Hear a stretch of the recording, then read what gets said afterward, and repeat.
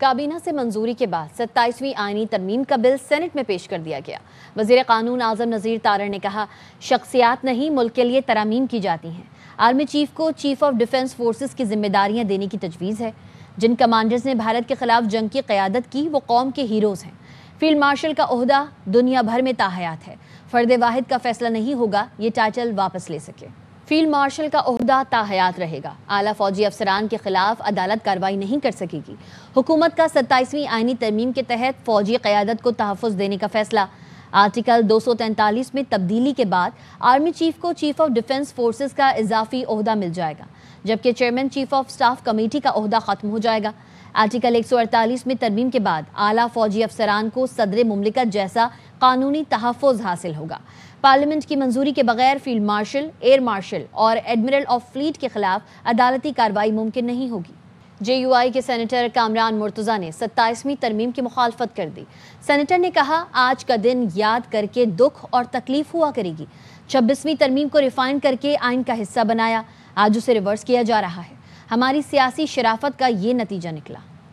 آج کا دن بھی اسی طرح کا تاریخی دن ہے جس کو یاد کرتے ہوئے دکھ اور تکلیف ہوا کرے گی۔ 26ویں ترمیم یہاں پہ لائی گئی تھی، نے ریفائن کر کے وہ دستور کا حصہ بنایا 26ویں ترمیم کی شکل میں۔ صرف 13 مہینے کے اندر ہم اس کو ریورس کرنے جا رہے ہیں۔ ڈائیلاگ کے نتیجے میں جو کمٹمنٹ ہم سمجھ رہے تھے، جو سیاسی شرافت کا ہم نے مظاہرہ کیا تھا، اس سیاسی شرافت کا آج کیا نتیجہ نکلا؟ اپوزیشن اتحاد نے مجوزہ 27ویں آئینی ترمیم کے خلاف آج سے ملک گیر تحریک چلانے کا اعلان کر دیا۔ سربراہ اپوزیشن اتحاد محمود خان اچکزئی اور علامہ ناصر عباس نے کہا ہے، پارلیمنٹ آئین پر حملہ آور ہے، عوام کے پاس جانے کے سوا کوئی راستہ نہیں بچا۔ 1971 کے بعد ایک بار پھر ایک خطرناک موڑ پہ کھڑا ہو چکا ہے۔ جمہوری ادارے مفلوج کر دیے گئے ہیں۔ ایسی آئینی ترامیم جنہوں نے آئین کی روح مار ڈالی ہے، تو اس وقت پورے پاکستان کے عوام کی ذمہ داری ہے انتہائی خطرناک آئینی ترمیم جو 27ویں آئینی ترمیم ہے، اس کے خلاف سٹینڈ لے، کھڑے ہوں، بولیں۔ ہمارے آئین کے ساتھ جو کھلواڑ کھیلا جا رہا ہے، آئین پہ ہماری اپنی پارلیمنٹ حملہ آور ہے، اس کے سوا کوئی اور راستہ نہیں ہے۔ کل رات سے ہماری تاریخ شروع ہو جائے گی۔ ہم انہیں بتائیں گے کہ ہم ان کا راستہ روک سکتے ہیں۔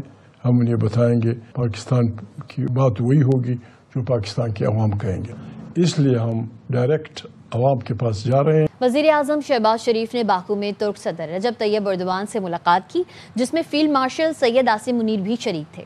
ملاقات میں باہمی دلچسپی کے شعبوں میں تعاون کو مزید فروغ دینے کے عزم کا اعادہ کیا گیا۔ شہباز شریف نے برادرانہ تعلقات کو وسیع شراکت داری میں بدلنے پر زور دیا۔ دونوں رہنماؤں نے علاقائی اور بین الاقوامی امور پر قریبی رابطہ رکھنے پر اتفاق کیا۔ وزیر اعظم شہباز شریف نے ترک یوم جمہوریہ پر صدر ایردوان اور عوام کو مبارکباد دی۔ کال سینٹرز کے ذریعے ماہانہ کروڑوں روپے کا بھتہ اور غیر قانونی دھندے کی پشت پناہی کے الزامات۔ NCCIA کے مزید 13 افسران کے خلاف FIA اینٹی کرپشن سیل اسلام آباد میں مقدمہ درج کر لیا گیا۔ مقدمے میں ایڈیشنل ڈائریکٹر شہزاد حیدر اور عامر نذیر بھی نامزد ہیں۔ ڈپٹی ڈائریکٹر سلمان اوان، حیدر عباس اور ندیم احمد خان، جبکہ انسپیکٹر عثمان بشارت، محمد بلال، سارم علی بھی شامل ہیں۔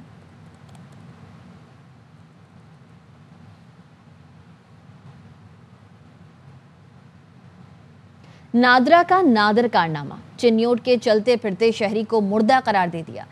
کسی پروسیس کے بغیر ڈیتھ سرٹیفکیٹ جاری، شہری کے نام موبائل فون کی سمز اور بینک اکاؤنٹ فریز۔ پریشان شہری نادرا آفس پہنچا تو بتایا گیا ڈیتھ سرٹیفکیٹ جاری ہو چکا ہے۔ خلیل احمد نے بتایا اس کے کسی عزیز نے ڈیتھ سرٹیفکیٹ کا پروسیس نہیں کیا۔ نادرا نے نیا شناختی کارڈ جاری کر دیا لیکن ریکارڈ درست نہیں کیا۔ پریشانی میں نادرا دفتر گیا ہوں، انہوں نے بتایا کہ آپ کا تو ڈیتھ سرٹیفکیٹ بن گیا ہوا ہے۔ ڈیتھ سرٹیفکیٹ کا میں نے پوچھا، یہ بتاتے ہیں کہ اب آپ فوت ہوتے ہیں، کوئی فیملی ممبر جا کے اس کو ریکارڈ میں درج کرواتا ہے، تو میرا کوئی پروسیس ہی نہیں ہوا۔ انہوں نے پھر بھی مجھے ڈکلیئر کیا ہوا مرا ہوا۔ 15 دن سے ذلیل ہوتا پھر رہا ہوں، حالانکہ نادرا نے میرا نیو شناختی کارڈ بنایا ہے۔ ابھی تک وہ میری سمز وغیرہ کہیں میرا تھم ایشو نہیں ہو رہا۔ جو بینک اکاؤنٹس وغیرہ میں یوز کرتا ہوں وہ بھی میرے کلوز ہو چکے ہیں۔ لاہور میں پولیس نے اسلحے کی نمائش کرنے پر 3 افراد کو گرفتار کر لیا۔ ملزمان کو کراچی پھاٹک گھڑی شاہو سے اسلحہ سمیت گرفتار کیا گیا۔ پولیس کے مطابق ملزمان اقدام قتل، ہوائی فائرنگ میں سزا یافتہ ہیں۔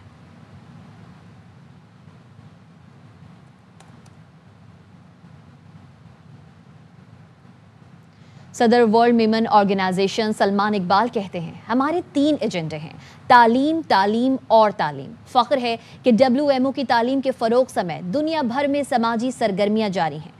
جدہ میں جاری ورلڈ ویمن آرگنائزیشن کے سالانہ اجلاس کے تیسرے روز بھی دنیا بھر سے آئے ہوئے ورلڈ ویمن آرگنائزیشن کے مختلف ممالک کے چیپٹرز کے نمائندگان، بورڈ اراکین اور کمیٹی ممبران نے شرکت کی۔ دنیا بھر میں سماجی سرگرمیاں جاری رکھنے کے عزم کے ساتھ ورلڈ ویمن آرگنائزیشن کی انتظامی کمیٹی کا اجلاس ختم ہو گیا۔ پہلی بار 3 روزہ اجلاس جدہ میں منعقد کیا گیا۔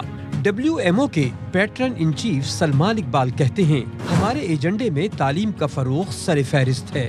9 اسکولز کی اونرشپ لے لی، 10,000 بچوں کی رجسٹریشن کر لی۔ صرف میمن نہیں، ہر بچے کو جدید تعلیم دی جائے گی۔ ہمارے 3 ایجنڈا ہیں، ایک ایجوکیشن، دوسرا ایجوکیشن، تیسرا ایجوکیشن۔ ہم چاہتے ہیں کہ ہماری جنریشن نہ صرف میمن بلکہ جتنے مسلمان ہیں بچے وہ ایجوکیٹ کریں اپنے آپ کو اور وہ اس پوزیشن پہ آئیں جہاں ڈیسیژن میکنگ پوزیشن پہ آئیں۔ سلمان اقبال نے کہا ہمارا مقصد لوگوں کو اپنے پیروں پر کھڑا کرنا ہے۔ ہمارا ایک ہی مقصد ہے کہ جس کو آج زکوٰۃ دے رہے ہیں نا وہ کچھ سال کے بعد، کچھ عرصے کے بعد زکوٰۃ لینے والا، زکوٰۃ دینے والا ہو۔ سلمان اقبال نے ورلڈ پیٹرن ان چیف مقرر کرنے پر دنیا بھر کی میمن برادری کا شکریہ ادا کیا۔ I'm very grateful to the Memon community all over the world۔ انہوں نے مجھے سمجھا کہ میری ضرورت ہے ان کو، انہوں نے مجھے پیٹرن چیف کی ایک پوزیشن دی ہے، ایک کریٹ کی ہے پوزیشن جو آج تک کبھی WMO میں کریٹ نہیں ہوئی۔ اجلاس میں دنیا بھر سے آئے ہوئے ورلڈ ویمن آرگنائزیشن کے مختلف ممالک کے چیپٹرز کے نمائندگان، بورڈ اراکین اور کمیٹی ممبران نے شرکت کی۔ ورلڈ ویمن آرگنائزیشن کے نائب صدر محمود شیخانی نے کہا سلمان اقبال کی غیر معمولی سماجی خدمات قابل تعریف ہیں۔ پہلے دن جو مینجمنٹ کمیٹی کی میٹنگ، بورڈ آف ٹرسٹیز کی میٹنگ تھی، سیکنڈ ڈے مینجمنٹ کمیٹی کی میٹنگ ہوئی، اس میں سلمان بھائی کی خدمات کو دیکھ کے مینجمنٹ کمیٹی نے ان کو پیٹرن ان چیف کے آنر سے نوازا۔ جدہ میں WMO کے 3 روزہ اجلاس میں سالانہ رپورٹ، آڈٹ شدہ مالیاتی گوشوارے اور انتظامی امور پر اہم فیصلے کیے گئے۔ خبر دیں گے آپ کو، سری لنکا کی ٹیم کپتان چیریت اسلنکا کی قیادت میں اسلام آباد پہنچ گئی ہے۔ 3 ون ڈے انٹرنیشنل میچز کی سیریز 11 سے 15 نومبر تک کھیلی جائے گی۔ پاکستان، سری لنکا اور زمبابوے کی 6 فریقی سیریز میں مد مقابل ہوں گے۔ 6 فریقی سیریز راولپنڈی اور لاہور میں 17 سے 29 نومبر تک ہوگی۔ آپ کو اپڈیٹ کر رہے ہیں، سری لنکا کی ٹیم کپتان چیریت اسلنکا کی قیادت میں اسلام آباد پہنچ گئی ہے۔ 3 ون ڈے انٹرنیشنل میچز کی سیریز 11 سے 15 نومبر تک کھیلی جائے گی۔ پاکستان، سری لنکا اور زمبابوے کی 6 فریقی سیریز میں مد مقابل ہوں گے۔ گورنر سندھ کامران خان تسوری نے کراچی میں مقیم بنگالیوں کو قومی شناختی کارڈ بنوانے میں مدد کا اعلان کر دیا۔ سرجانی ٹاؤن میں جلسے سے خطاب میں کہا کہ سرجانی ٹاؤن میں state of the art university اور ایک اسپتال تعمیر کیا جائے۔ جلسے سے خطاب میں ڈاکٹر فاروق ستار نے کہا کہ کراچی کی ترقی کے لیے 40 ارب کا پیکیج صرف MQM کی بدولت ممکن ہوا۔ MQM کا مقامی خود مختاری کا مقدمہ 27ویں ترمیم میں شامل ہو گیا ہے، جو کراچی سمیت پورے ملک کی کامیابی ہے۔ اس سے 130 اضلاع کو خود مختاری ملے گی۔ بہت جلد کراچی کا میئر حق پرست اور ڈپٹی میئر شہر کی بیٹی ہوگی۔ کی عوام کا شناختی کارڈ کے لیے حصول ایک مسئلہ اور پریشانی کا باعث ہے۔ شناختی کارڈ کے مسئلے کو بھی فی الفور حل کرنے کی ضرورت ہے اور واٹر بورڈ کی کارکردگی سرجانی میں ایک سوالیہ نشان ہے۔ سیوریج کی لائنیں درست کرانی چاہیے فاروق بھائی، پانی کی لائنیں بھی زرابودی کا حالی کا منظر پیش کر رہی ہیں۔ ایک پمپنگ اسٹیشن ہے جو اتنی بڑی آبادی کے لیے ناکافی ہے۔ گیس کی لوڈ شیڈنگ اور بجلی کی لوڈ شیڈنگ کی وجہ سے ان کا گھر چلانا کتنا مشکل کام ہے۔ روزگار کے مواقع نہ ہونے کی وجہ سے ان کو گھر چلانا کتنا مشکل ہے۔ اب سرجانی کے فیصلے سرجانی والے کریں گے۔ خبروں سے فی الوقت اتنا ہی، دیکھتے رہیے ARY نیوز۔